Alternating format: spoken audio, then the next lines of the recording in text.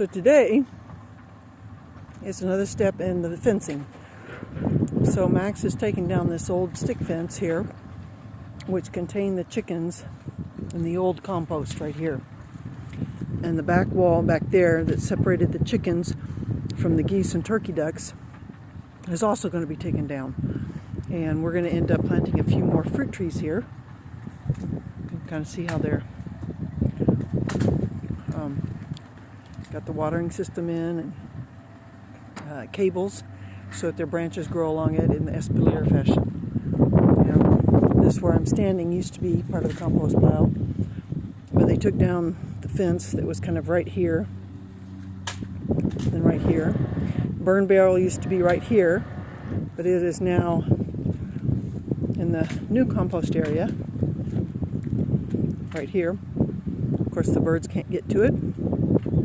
We had a bunch of people give us pumpkins, and we weren't able to feed them to our animals fast enough, and they started dying. But our chickens, I don't know if you can see that chicken right there, love the pumpkins. So they've been eating on the pumpkins.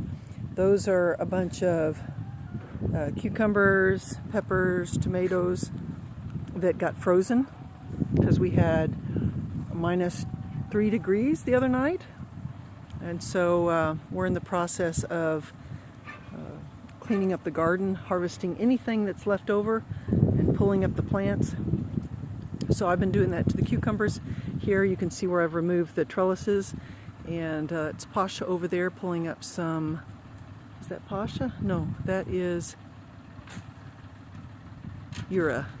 Ura is pulling up a bunch of tomato plants, and I think that,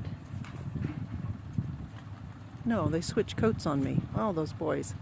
That's Ura down there, I think. Yura! Nope, I was right. Privet! Ura is doing the tomato plants, and that's Pasha down there harvesting the last of the squash in the last rows there, and then we've got two more rows right in here and here that Max and I were not able to finish.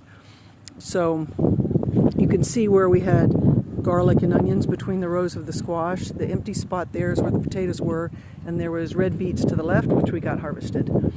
So in this new compost area, you can see we're layering out weeds and layering out the pumpkin and those kind of things.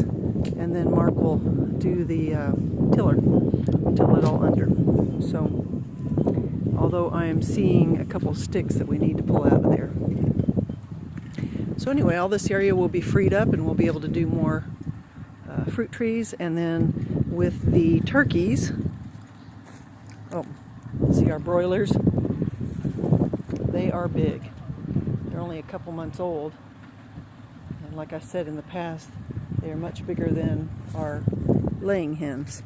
So if we come over here, where you can kind of see the laying hen there, how much smaller it is than the broilers. And the laying hens are about 10 months old, and the broilers are about 3 months old. Yep. So we're starting to harvest the broilers. They're big enough. Well, let me take you over to the turkeys. So the first of the month, all the men turn in their bedding, and we give them clean bedding. So I'm in the process of washing all the bedding, all the towels that go along with that, and the linen. So Mark is, I think, taking the potato harvester off a trailer over there. Dima is preparing the evening meal for the pigs. He's homesick today, so he's been working inside a little bit, trying to stay out of the cold. And here you can see where Max has been stacking up all the sticks from the stick fence that was right here. And so what we're hoping to do is we're hoping to make this fencing higher, like back over there, and close it in the top, and this would be our new turkey pen, so that the turkeys could come outside and not be confined to inside. Right now we have no geese, we have no turkey ducks, we just have the turkeys, the 3 turkeys inside. So we kind of want to get all of this cleaned up and create a better habitat for them.